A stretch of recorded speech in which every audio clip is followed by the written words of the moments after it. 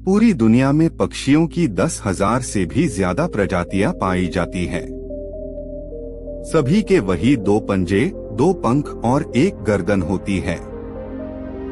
लेकिन इन्हीं में से एक ऐसा पक्षी है जिसकी एक अलग ही पहचान है, जो आसमान का सीना चीर के हजारों मीटर ऊपर 120 किलोमीटर पर आवर की रफ्तार से उड़ता है, जो खुद के कई गुना अधिक वजन के शिकार को भी अपने पंजों पे दबोचकर उड़ जाता है, और इसीलिए उसे पक्षियों का राजा कहा जाता है, जिसे हम बाज के नाम से जानते हैं।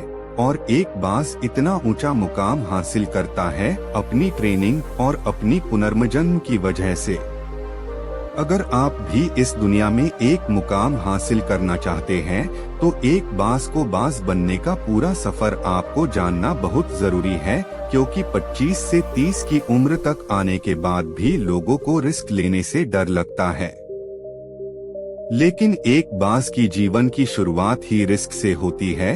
जिस उम्र में बाकी पक्षियों के बच्चे सिर्फ चींची करना सीखते हैं, उस उम्र में एक मादा बाज अपने बच्चों को पंजों में दबोचकर हजारों मीटर आसमान की ऊंचाइयों में उड़ जाती है, उसे ये बताने के लिए कि तेरा जन्म आसमान का सीना चीर के सबसे ऊपर उड़ने के लिए हुआ है, तेरा जन्म पक्षियों का बादशाह बनने के लिए हुआ है। जमीन से हजारों मीटर ऊपर ले जाकर मादा बाज अपने पंजों से उसे छोड़ देती है, और यही से शुरू होती है उसकी हाई रिस्क ट्रेनिंग। वो चूजा जमीन की तरफ तेजी से गिरने लगता है, थोड़ा नीचे आता है तो उसके पंख खुलने लगते हैं, नीचे आते आते वो अपने पंख फड़फड़ाने लगता है। लेकिन वो अभी तक उड़ना नहीं सीखा है, वो जमीन से कुछ ही ऊपर होता है। ऐसा लगता है कि कुछ ही सेकंड में उसका जीवन समाप्त हो जाएगा, लेकिन अचानक एक पंजा उसे अपने गिरफ्त में लेता है और वापस आसमान में उड़ जाता है। वो पंजा होता है उसकी माँ का, जो उसके पीछे उड़ रही थी।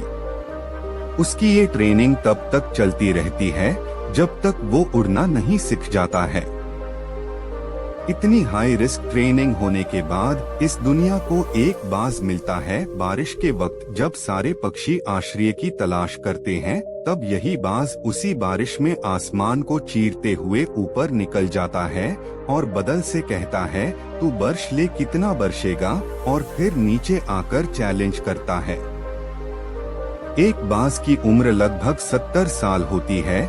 जब वह 40 साल का होता है, तब एक परेशानी उसकी जिंदगी में मौत बनकर आती है, जो आपकी परेशानियों की तुलना में बहुत बड़ी होती है, क्योंकि 40 साल की उम्र में बाज की चोंच इतनी मुड़ जाती है कि उसे शिकार निगलने में बहुत परेशानी होती है।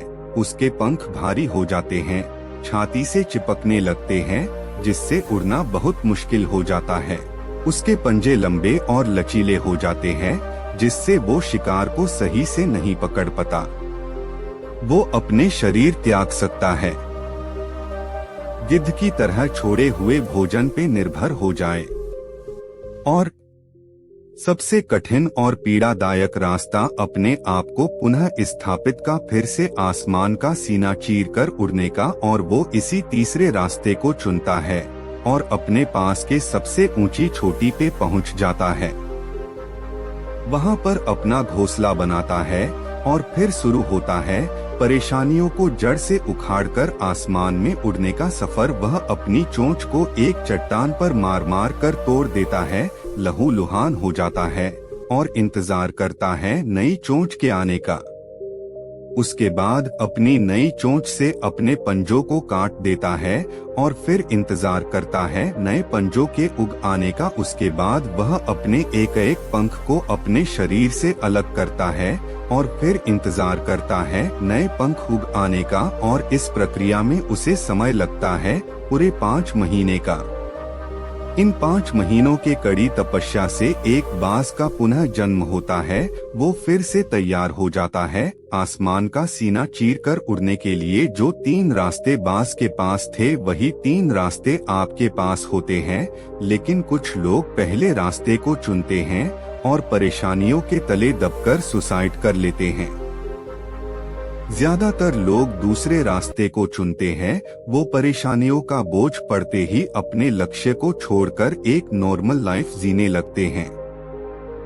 और कुछ वो लोग भी होते हैं जो इस परेशानियों को लात मारकर अपनी मेहनत के दम पर बांस की तरह आसमान की बुलंदियों को छूते हैं।